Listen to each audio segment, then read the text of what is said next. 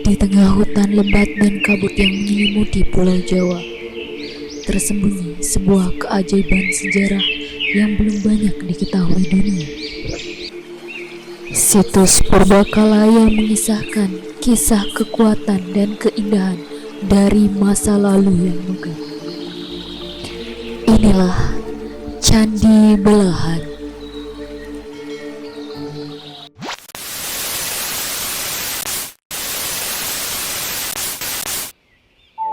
Candi yang terletak di sisi timur Gunung Penanggungan, tepatnya di Desa Wonosorio, Kecamatan Gempol, Kabupaten Pasuruan, Jawa Timur. Patirtaan ini dibuat dengan bahan batu andesit dan sebagian besar dari bata merah, dengan bentuk yang terdiri dari dinding berdenah liter L dan sebuah kolam yang berbentuk persegi panjang dengan dinding kolam yang terbuat dari batu andesit.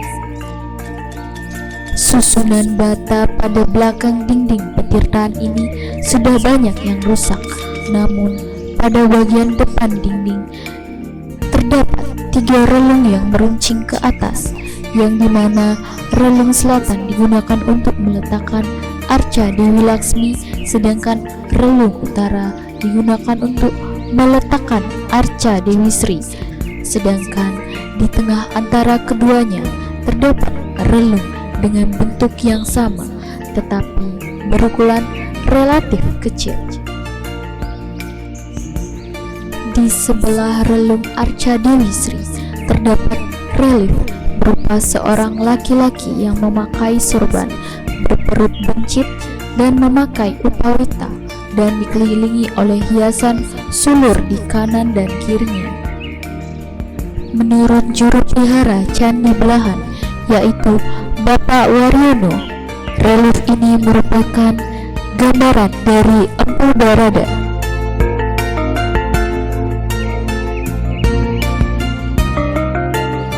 Selain itu, di Candi Belahan terdapat juga arca Condro Sengkolo yang melambangkan gerhana bulan. Petirtaan yang dikenal juga dengan nama Sumber Tete ini tidak memiliki inskripsi angka tahun yang bisa dijadikan penanda awal dari pembangunannya.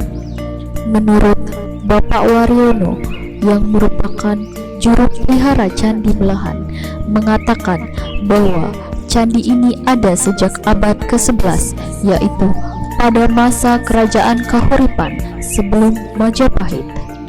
Dan petirtaan ini merupakan pendarmaan Airlangga dengan arca perwujudannya berupa Wisnu naik Garuda.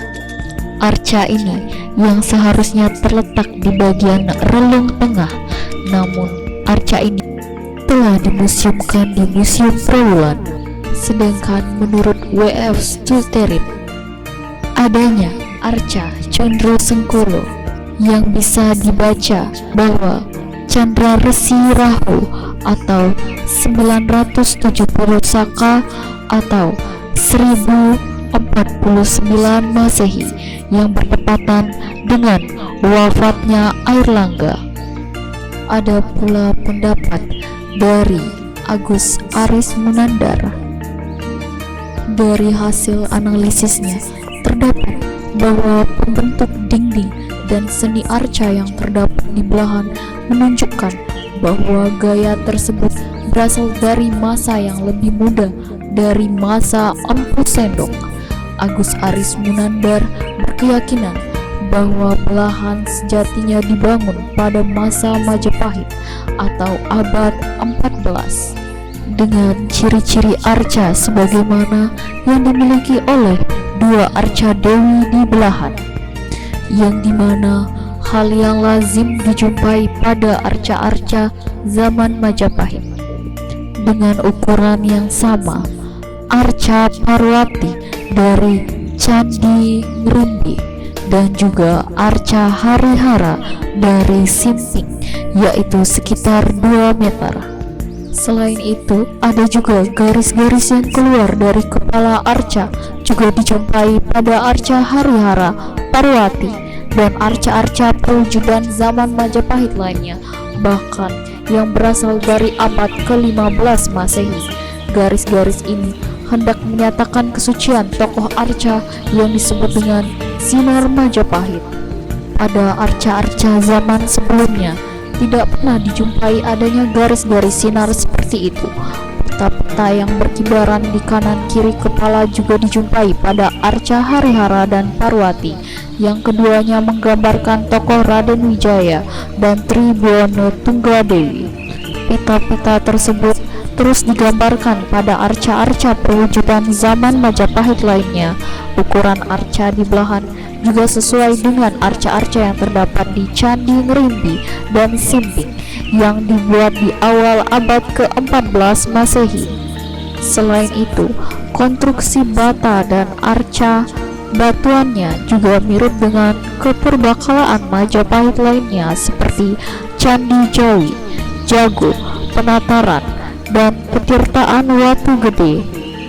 Menurut Agus Aris Munandar, petirtaan ini dibangun untuk menjadi semacam oposisi penirtaan Jalatunda.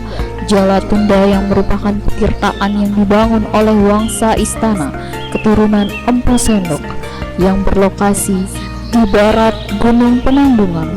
Wangsa ini berakhir setelah Kertajaya ditaklukkan oleh Ken Arok di Gemper pada 1222. Wangsa keturunan Ken Arok yang memerintah Singosari dan Majapahit kemudian membangun petirtaan Pandingan di lereng timur Penanggungan. Perlu diketahui bahwa keduanya sama-sama menghadap keberkahan dari air amerta dari Gunung Pawitra atau Penanggungan yang dianggap sebagai simbol Mahameru di Pulau Jawa. Dengan banyak pendapat yang berbeda, sehingga petirtaan ini belum memiliki inskripsi angka tahun yang bisa dijadikan penanda awal dari pembangunannya.